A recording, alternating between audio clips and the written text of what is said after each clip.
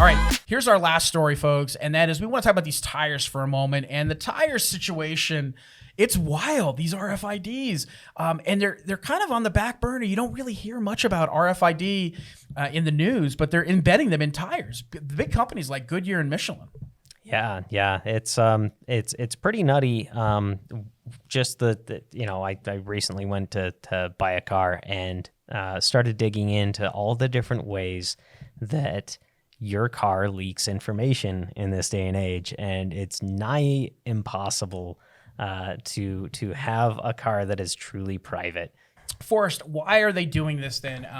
Specifically in tires, because I've seen it in England now, where the discussion is around fleet services in these commercial environments, where they really want to know like the rubber history, the fitness of the tire, where the tire's been, how long it's been sitting. But what I'm hearing is, at some point you're going to see this in the commercial market for the everyday average user, and then potentially the insurance company saying, "We've got this data on you.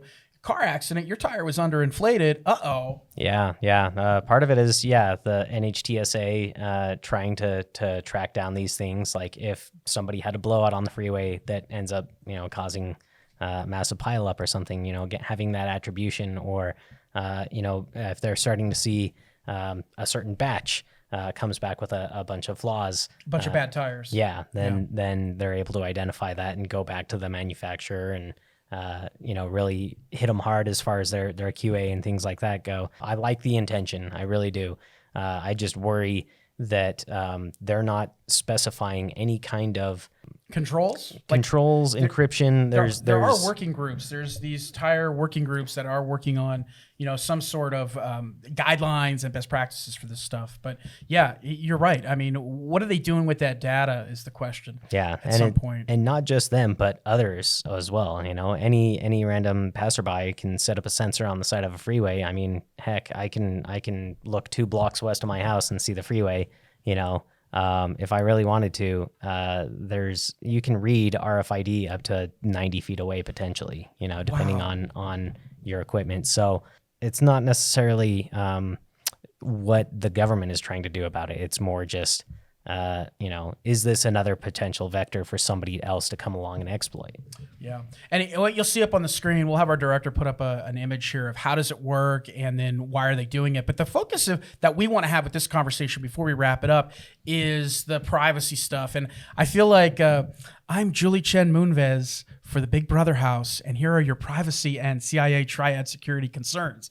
And Forrest, the bullets are long. I mean, you talk about these tags, okay? They're surrounded by rubber, they're surrounded by metal, mesh structures. How accurate can they actually be? And would they get detuned as you're going down the highway? That's a concern that I would have. Yeah, and does that potentially interfere? Maybe my concerns as far as the range are unfounded because of that interference. Who knows? Yeah. I don't know. And you think about it, Forrest, they're taking the tag and they're burying it in the tag during the manufacturing process. Yeah. So there's no way to remove it if it gets broken or if it doesn't function correctly. That's a big concern. And I'm hearing stories about all these aftermarket companies. They're trying to get in there, and they're, the third-party security concerns. It's a big deal. That range, you talk about the range and the integrity of it's being used. But more importantly, Forrest, is the signal being intercepted. And I'm always worried about data in transit, data at rest. How is that looking from a tire perspective? Yeah. And, nobody's talking about that kind of stuff. And that's the kind of stuff we need. That's the conversations we need to have. How much information, what kind of data is being transmitted? How secure is that data? A lot of unanswered questions before this stuff gets really rolled out nationally. Yeah. The ever-present panopticon dystopia is just growing day by day, and the idea of becoming a potato farmer is getting more and more appealing. Not appealing. Idaho potato farmer. That's Forrest. That'll be your next introduction there. Hey, Forrest, the other thing too is nobody's talking about the price of tires. Like, a $100 tire now becomes $300 if you want RFID. I could see the market fragmenting where you could buy tires at the lower end of the price with not all that tracking the RFID, and then I could see these higher end tires. But at some point, you'll see them all come together if the insurance companies are pushing for it and all these other players. So. Yeah. Or if there's some kind of governmental mandate from NHTSA or whatever. lower the Remains cost to of be seen. manufacturing and so on.